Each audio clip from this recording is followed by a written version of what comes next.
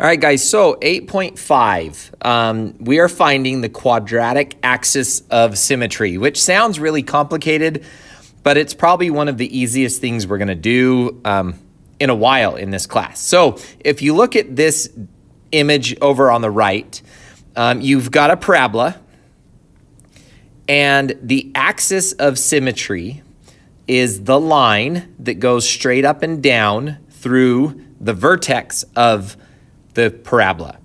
Now, what makes it the axis of symmetry is that the left side of that axis and the right side of that axis are a mirror image of each other. So if I took this right side and I folded it over to the right, it would lay right on top of the other side. So it's kind of like if you were to fold this parabola in half, where would you fold? Well, you would fold on what's called the axis of symmetry. So the axis of symmetry obviously goes through the vertex. It has to, because the vertex is the maximum or the minimum. And if my axis of symmetry was over here to the side, when I fold it over, I've got this section right here that wouldn't have anything to overlap onto. So it's got to go through the vertex. Now, the nice thing about the vertex is it is really easy to find. We've done quadratics in a couple of different forms. So on your notes, I gave you how to find the axis of symmetry for all the different forms that we've done so far. So the first form is standard form. That's when we've got an ax squared, a bx, and a c. And if you use this formula right here, x equals negative b divided by 2a, that will give you the x value of your vertex right here. Well, the axis of symmetry is your x value with an x equals in front of it. When I write like x equals 4 as a line, that usually when we write x equals 4, we're talking about a point on the graph. If x equals 4, that is also a line that goes through 1, 2, 3, 4. So my axis of symmetry, all of my values are x equals 4 values, right? So when we write the axis of symmetry, we write it as x equals, which is wonderful because I already know how to find x. It's using that formula. So anytime you've got ax squared plus bx plus c, you are going to use that formula. Now, the other methods of a quadratic we've looked at, vertex form, this is what we used when we graphed quadratics. This is the one that we were using. Remember, the h on the inside tells you how you shift to the left or the right. The a in front, that tells you kind of your slope is a good way to look at it. This k value, that is your up and down shift. So the k doesn't really help. The a doesn't really help. But h, well, that tells me where my vertex shifts to the left and the right. So if my equation was x minus 7 squared, I know that my function is shifted to the right 7. So that's where my vertex is going to be, at x equals 7. Super, super easy to use vertex form. We love vertex form because when you look at it, you know the vertex. All we need for the axis of symmetry is the vertex. Intercept form is what we did last time. It's where you have to find the average of the intercepts. So if I had something like 4 and x minus 2 and x plus 6, then my intercepts are at positive 2 and negative 6. And my axis of symmetry, my vertex, is going to be right in the middle of those two, which is going to be right here at negative 2. So I would say x equals negative 2. If I can't find the middle using just counting towards the middle or using common sense, then I can also use this equation to find the axis of symmetry. It's not required, but you can do it. So let's do some examples. It wants me to find the axis of symmetry, and then it wants me to also find the vertex for A, E, and F. So A, E, and F, it wants me to find the vertex and the axis of symmetry. So example A, first of all, this is standard form. I've got an x squared, I've got an x and a constant.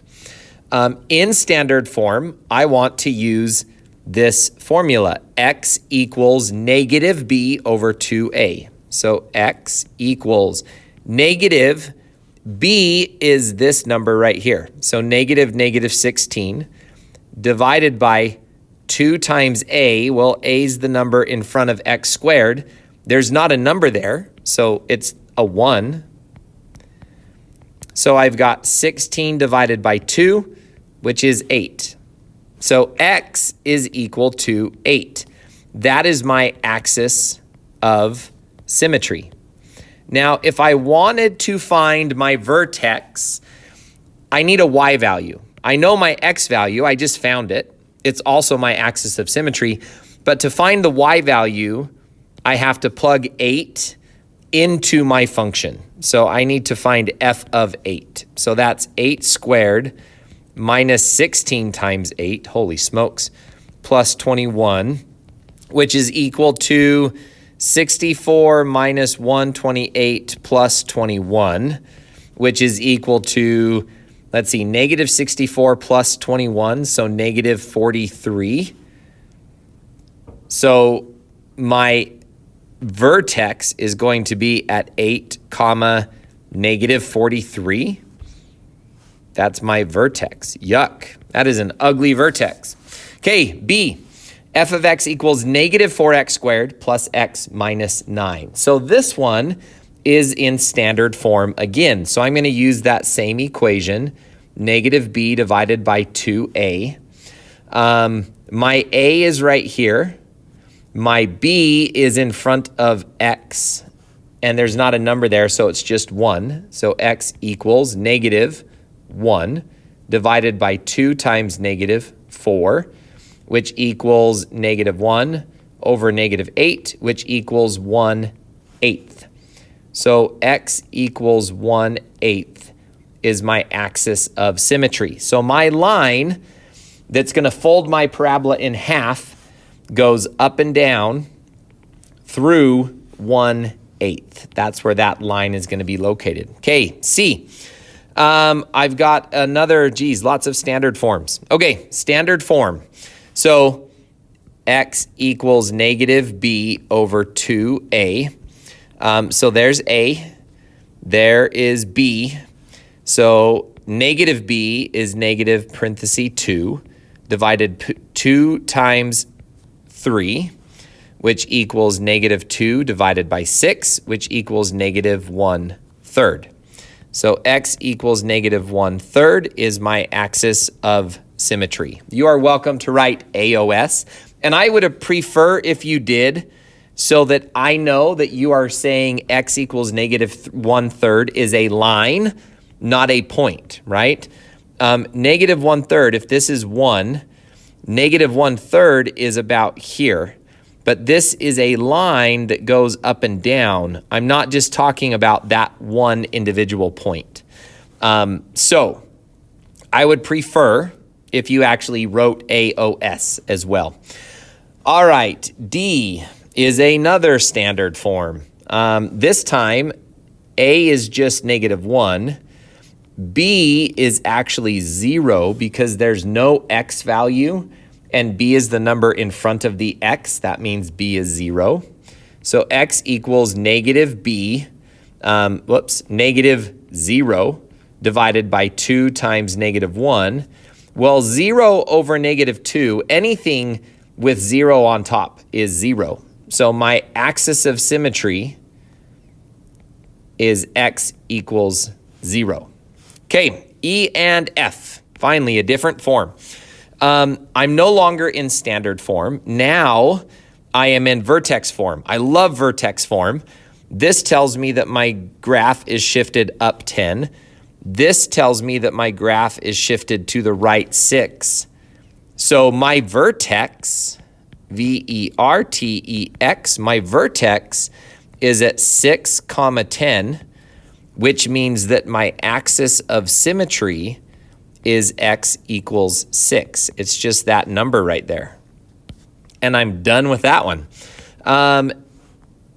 Example F, this one is not in standard or vertex form. This one is in intercept form. So what I know about this picture is that it crosses at negative, well, let's see.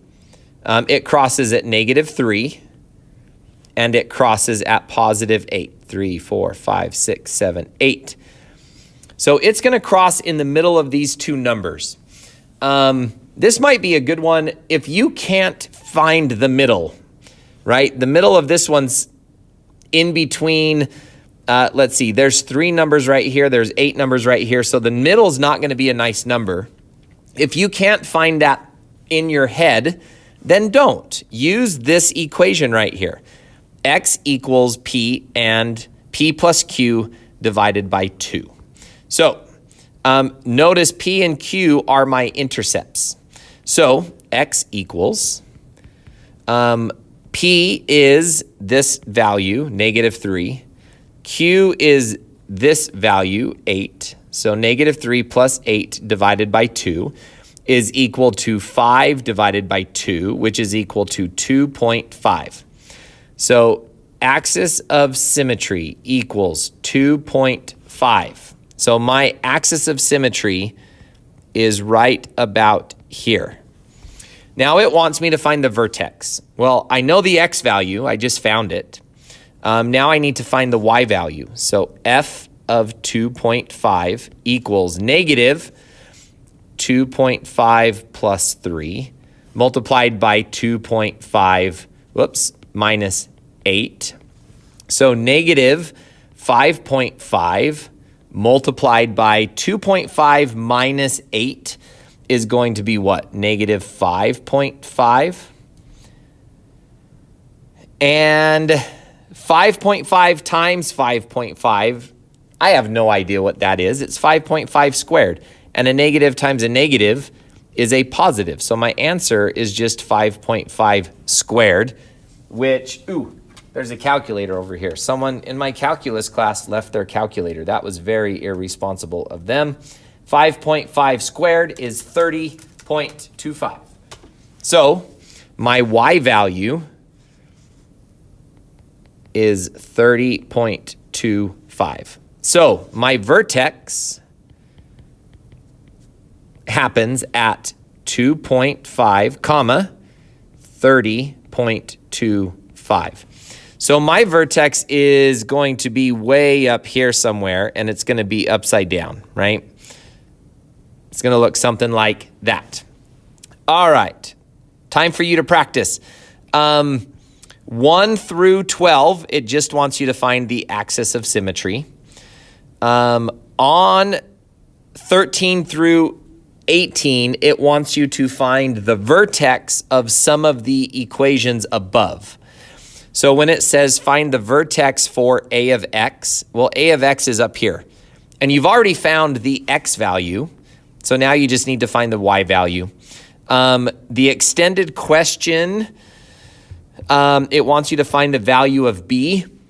I do want you to do this extended question, but I want you to use Desmos to do this equation or this extension. What you're going to do is you're going to type this equation into Desmos, and you're going to have to pick and choose numbers for b and just kind of guess and check until you find a picture that matches that one. Time's yours. Come see me if you need any help. Good luck.